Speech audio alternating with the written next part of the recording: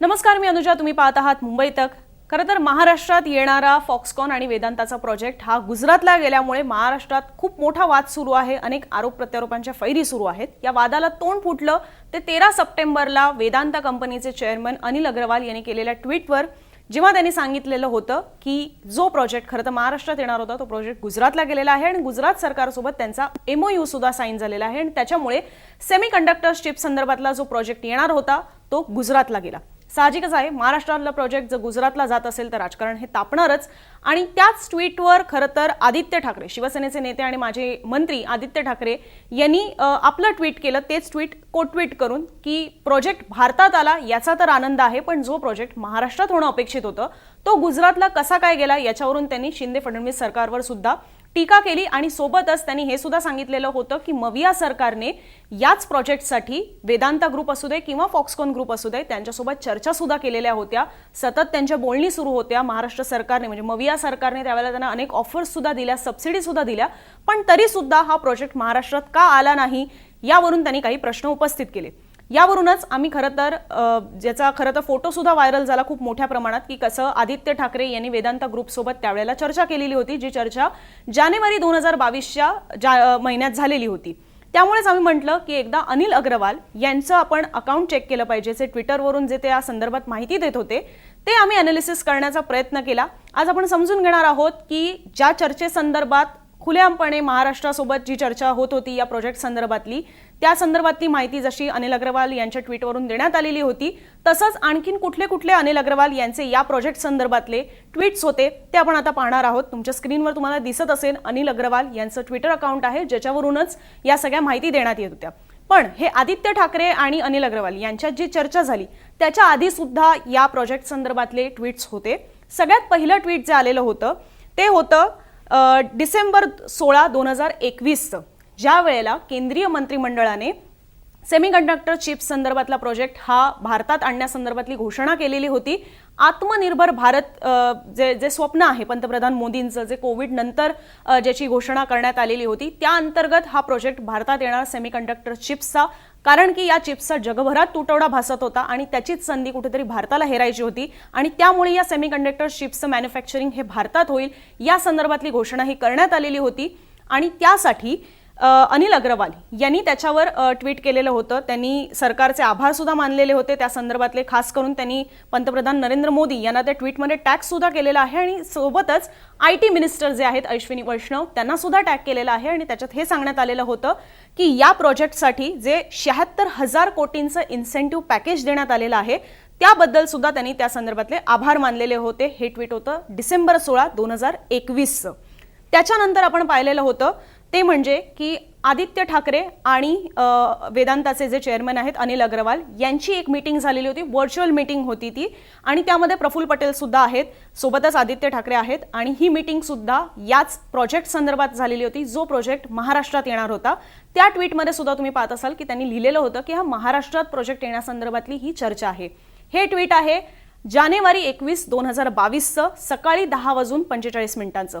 त्याच दिवशी आता आपण अनिल अग्रवाल यांचं ट्विट पाहिलं तर त्यांचं ट्विट सुद्धा हे जानेवारी 2022च आहे. 21 जानेवारी 2022 म्हणजे त्याच दिवसाचं ट्विट आहे, पण संध्याकाळी 6:20 ज्या वेळेला त्यांनी म्हटलेलं आहे की ते पंतप्रधान मोदींना भेटलेले होते आणि त्यांनी या सगळ्या संदर्भातले म्हणजे अप्रिशिएट सुद्धा केले जे एफर्ट्स त्यांच्याकडनं मोदींकडनं घेण्यात येत होते आणि त्यासोबतच त्यांचे आभार सुद्धा त्यांनी मानलेले आहेत.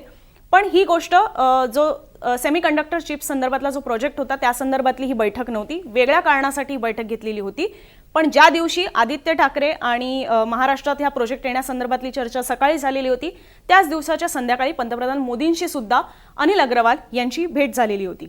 आता या सगळ्यामध्ये म्हणजे ज्या वेळेला अनिल अग्रवाल यांनी हा प्रोजेक्ट गुजरातला गेला त्याच्यानंतर सुद्धा एक क्लॅरिफिकेशनवालं ट्विट केलेलं होतं. त्या ट्विटमध्ये त्यांनी म्हटलेलं होतं की या प्रोजेक्ट संदर्भातली चर्चा ही काय केवळ महाराष्ट्रासोबत सुरू नव्हती तर इतर राज्य सुद्धा त्याच्यामध्ये होती, त्यांच्या संदर्भात सुद्धा चर्चा सुरू होती. म्हणजेच मग त्यात कर्नाटक असू दे, त्याच्यामध्ये तामिळनाडू, आंध्र प्रदेश, गुजरात या राज्यांसोबत सुद्धा चर्चा सुरू होती आणि प्रत्येकाच्या ऑफर्स ज्या आहेत त्या पाहिल्या जात होत्या आणि त्याच्यामध्ये त्यांना गुजरातने दिलेली ऑफर ही बेस्ट वाटली असं त्यांचं म्हणणं होतं. म्हणूनच आम्ही अनिल अग्रवाल यांच्या बाकीचे ट्वीट्स पाहिले, जसं त्यांनी आता महाराष्ट्रासोबत चर्चा केल्याचं एक ट्वीट केलेलं होतं. किंवा ती चर्चा शेअर केलेली होती, तशाच पद्धतीने त्यांनी बाकी कोणाची चर्चा शेअर केली होती का? तर अग्रवाल यांचं पूर्ण ट्विटर हँडल जर चेक केलं जानेवारी 2022 पासूनचं ते आत्तापर्यंतचं, तर गुजरात सरकारसोबत किंवा गुजरातच्या कुठल्या प्रतिनिधींसोबत या प्रोजेक्ट संदर्भात चर्चा झाल्याचं कुठलंच ट्विट आम्हाला तरी दिसून नाही आलं. आम्ही त्यांचं हे पूर्ण ट्विटर हँडल चेक सुद्धा केलेलं आहे.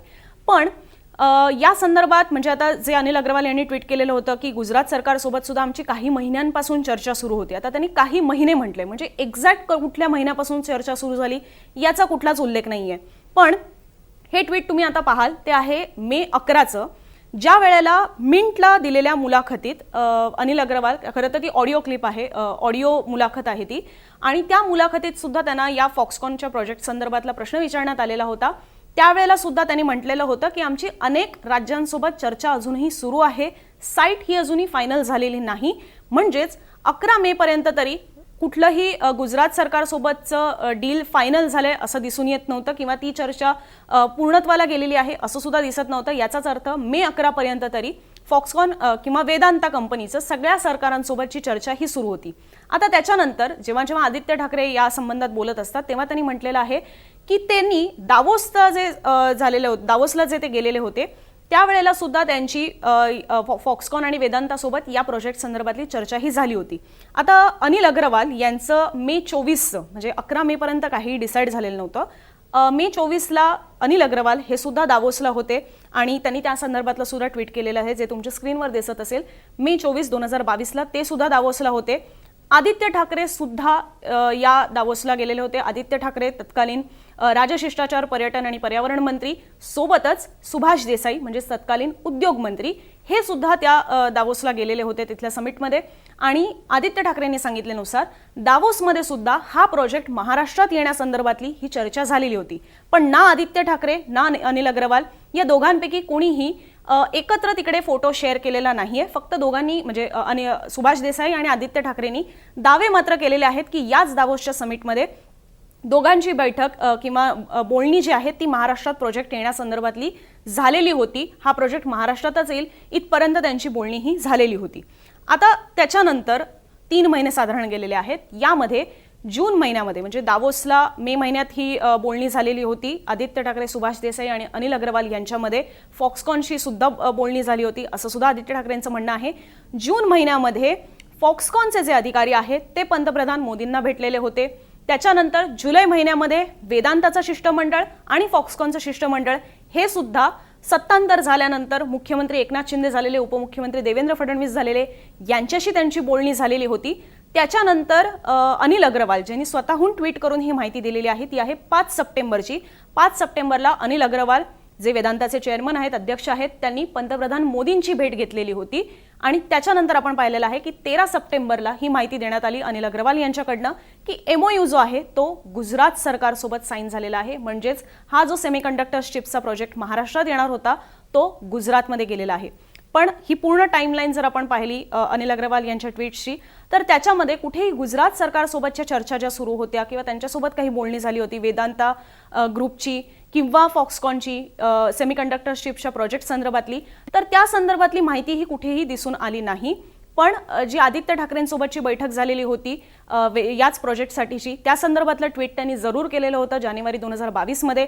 याच प्रोजेक्ट संदर्भातले त्यांनी पंतप्रधान मोदींची घेतलेली भेट त्या संदर्भातलं सुद्धा त्यांनी ट्विट हे केलेलं होतं. आता 14 सप्टेंबरचं आपण त्यांचं अनिल अग्रवाल यांचं ट्विट पाहिलं. म्हणजेच हा प्रोजेक्ट गुजरातला गेलेला आहे या घोषणेच्या एक्झॅक्ट एका दिवसानंतरचं ज्यावेळेला अनिल अग्रवाल यांचं क्लॅरिफिकेशन आलं त्याच्यामध्ये त्यांनी सांगितलेलं आहे की त्यांची चर्चा या प्रोजेक्ट संदर्भातली सेमीकंडक्टर चिप्सच्या प्रोजेक्ट मॅन्युफॅक्चरिंगच्या प्रोजेक्ट संदर्भातली चर्चा ही सुरू होती कर्नाटक, महाराष्ट्र, गुजरात, तामिळनाडू एक्सेट्रा असं त्यांनी लिहिलेलं आहे त्यांच्या ट्विटमध्ये. म्हणजे या राज्यांसोबत त्यांची चर्चा सुरू होती. पण त्याच ट्विटमध्ये त्यांनी म्हटलेलं आहे we decided Gujarat few months ago as they met our expectations. म्हणजेच आम्ही गुजरातमध्ये हा प्रोजेक्ट करण्याचं ठरवलेलं आहे कारण की आमच्या ज्या अपेक्षा होत्या त्या गुजरातकडनं पूर्ण झालेल्या आहेत असं त्यांनी म्हटलेलं आहे. But in July meeting with Maharashtra leadership, they made a huge efforts to outbid other states with competitive offers.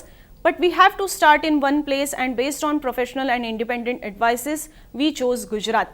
याचाच अर्थ त्यांनी म्हटलेला आहे की आम्ही गुजरात यासाठी निवडलं कारण की आमच्या ज्या अपेक्षा होत्या त्या सगळ्या गुजरातकडनं पूर्ण होत होत्या।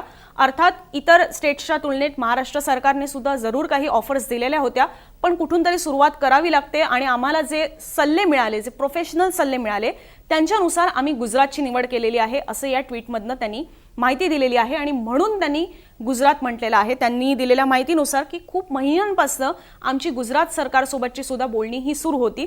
साहजिकच आहे, पण या संदर्भातलं कुठलंही ट्विट किंवा माहिती ही वेदांताचे चेअरमन जे आहेत अनिल अग्रवाल त्यांच्या ट्विटर हँडलवरनं शेअर करण्यात आलेली नव्हती। हे आम्ही त्यांचं संपूर्ण ट्विट्स जे चेक केले, म्हणजेच सेमीकंडक्टर चिप्सचा प्रोजेक्ट, मॅन्युफॅक्चरिंगचा प्रोजेक्ट हा भारतात येणार आहे त्या संदर्भातली घोषणा केंद्र सरकारने केली तेव्हापासून ते आता हा प्रोजेक्ट गुजरातकडे गेला तिथपर्यंत त्यांनी गुजरात सरकारसोबत या संदर्भातली कुठलीही चर्चा झाल्याची माहिती ही ट्विटरद्वारे दिलेली नव्हती।